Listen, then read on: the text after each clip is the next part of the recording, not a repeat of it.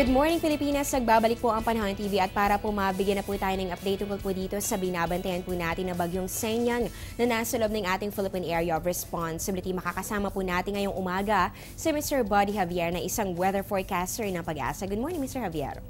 Magandang umaga naman, Amor, at sa lahat po ng taga-subaybay ng Panahon TV. Mr. Javier, unahin na po natin ito. Ano na bang update ng Pag-asa tungkol dito sa binabantayan po nating bagyong Shenyang? Lumakas ba ito lalo? At ano-ano mga areas po ba ang nasa ilalim pa rin ng ating public storm warning signals sa ngayon? Ang bagyong si Shenyang pagkatapos ito ay maglandfall sa Anda, Bohol, 7:40 PM kahapon, ito po ay humina at naging tropical depression. Pagkalampas niya sa Bohol area naman, muli na naman itong lumakas at ito po ay naging tropical storm. At sa kasalukuyan, ang mga lugar po na may public storm warning signal number 2 ay ito pong Bohol, Siquijor, Cebu, Guimaras, Negros Oriental at Negros Occidental. Samantalang public storm warning signal number 1 naman ay nakataas naman po dito po sa Leyte, Southern Leyte, Camotes Island, Iloilo, Antique, Capiz, Aklan, Camiguin, Surigao del Norte, Agusan del Norte, Misamis Occidental, Misamis Oriental at saka Zamboanga del Norte. Okay, so ayan po mga kababayan, lalo po pala nga lumakas ulit itong bagyong Shenyang na ating po binabantayan. At yan nga po, karamihan po sa mga areas na nasa ilalim ng ating public storm warning signals ay nasa Visayas area. Kaya para po sa ating mga kababayan na taga Visayas, magdoble ingat po kayo at panatilihin po natin ang pagmumonitor sa mga pagbabago sa lagay ng ating panahon sa mga susunod na mga oras. At Mr. Javier, ito naman po, posible po ba na kayo po ay makapagbigay na ngayon ng detalyadong track na tatahakin po nito nga si bagyong Shenyang? Ano-ano mga areas pa ba ang dadaanan nito nga si bagyong Shenyang at kailan po ba ito inaasahang lalabas ng ating Philippine Area of Responsibility? Ang bagyong si Shenyang ay kumikilos west-northwest sa bilis na 11 kilometers per hour. At pagka tuloy-tuloy po yung kanyang tinatahak at yung kanyang lakas, ito po ay posibleng maglandfall ulit dito po sa Cebu area ngayong umaga between 4 to 6 a.m. Then ito ay tatahakin niya ulit yung Negros Oriental mga 10 to 12 noon. At ito naman po ay tuluyang makakalabas sa Philippine Area of Responsibility sa January 2 between 4 to 6 a.m. Okay, so ayan po mga kababayan, medyo may kabagalan po ang paggalaw nito nga si bagyong Shenyang. Yan po ay tumatakbo lamang sa bilis na 11 kilometers per hour. Kaya inaasahan po natin na ito ay lalabas ng ating form maaari po nga sa darating pa na January 2, 2015. Pero syempre patuloy po natin babantayan kung ano nga ba ang magiging pagbabago pa dito sa movement ng nasabing bagyo.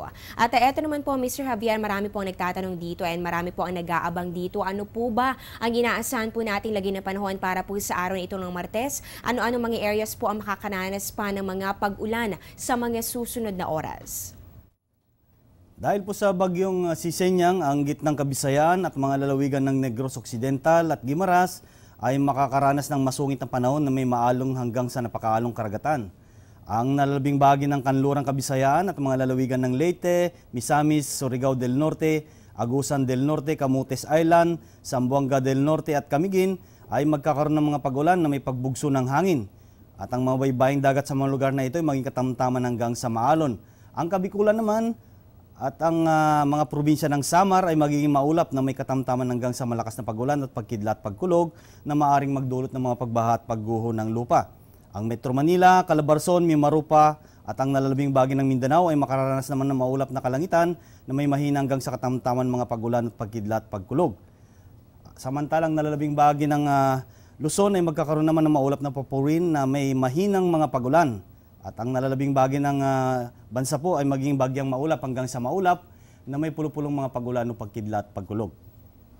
Ayun po, maraming areas dito sa ating bansa ang makakaranas pa rin ng mga pag-ulan at pagkidlat, pagkulog para sa araw nito ng Martes. Kaya panatilihin po talaga natin ang pagiging handa at pagiging alerto at make sure na meron po kayong baong payong kung kayo po ay lalabas ng inyong mga tahanan. Maging yung mga areas po na hindi po kasama dito sa public storm warning signals, mag-ingat pa rin po tayo dahil makakaranas pa rin po tayo ng mga pag-ulan sa araw na ito ng Martes. At ito naman po, Mr. Javier, kanina po nabanggit nyo na yung sea condition para po sa mga area areas na malapit nga po yung mga maapektuhan nito nga bagyong Senyang. Pero ngayon po ba meron pa ba tayong inaasahang epekto ng hanging amihan? Meron pa ba nga nakataas na gale warning sa ilang mga baybayin ng ating bansa? Sa kasalukuyan nakataas pa rin po ang gale warning dito po sa seaboards ng Northern at saka Central Luzon, Eastern seaboards ng Southern Luzon at saka Kabisayan. At payo pa rin natin sa ating mga kababayan mangingisda at yung mga maliit na sakyang pandagat na huwag munang pumalaot sa nabanggit na lugar sa kadahilanan po na maalon hanggang sa napakaalong karagatan mula 3.4 to 4.5 meters po ang taas ng alon.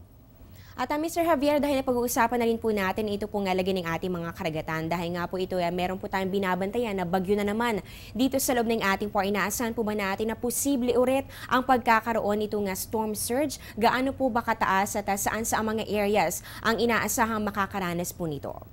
Sa lakas na 65 yung maximum winds ng bagyong Senyang, ito po ay hindi pa po nakakapagdulot ng storm surge. At ito po ay makakapagdulot kapag lumampas po ng 75 kilometers per hour. Samantala, kahit ganito po yung inabot niya, 65 po yung maximum sustained winds niya, ito po ay nagdudulot ng ocean waves na umabot ng 5 meters po.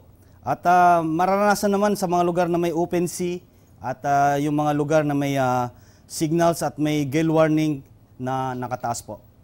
Okay, so linawin lamang po natin, bagamat po hindi pa rin po kaya nung lakas ng hangin na taglay nito nga si Bagyong Senyang ang pagkakaroon po ng storm surge, ay pinag-iingat pa rin po ang ating mga kababayan dahil posible pa rin po ito nga magdulot ng tinatawag nga po natin na ocean waves. At patuloy po kayo mag-monitor, dito lang po yan sa Panahon TV. At panghuling katanungan na lamang po, Mr. Javier, malaki po ba ang chance na lalo pang lumakas ito nga si Bagyong Senyang? At ano po ba yung mga factors na nakakaapekto sa movement at sa intensity ng nasabing bagyo?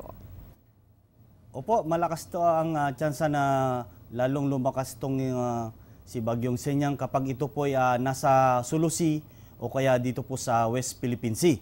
At ang mga factors po na posibleng magdudulot ng kanyang lakas ay ito po yung ocean heat content o kaya yung pag-accumulate niya ng moisture dito po sa karagatan ng Sulu Sea o kaya dito po sa West Philippine Sea. Ayun po, hindi pa rin po natin inaalis ang chance na lalo pang lumakas ito nga si Bagyong Senyang, kaya iba yung pagbabantay pa rin ang dapat po natin gawin habang ito ay nasa loob pa rin ng ating Philippine Area of Responsibility. And maraming salamat po, Mr. Buddy Javier, sa bahagi po naman tungkol sa lagi ng ating panahon at syempre sa mga dagdag kaalaman na rin para sa ating mga manonood ngayong umaga. Nakasama po natin ang isa sa mga weather forecasters ng Pag-asa. Magbabalik pa po ang Panahon TV pagkatapos ng ilang mga paalala.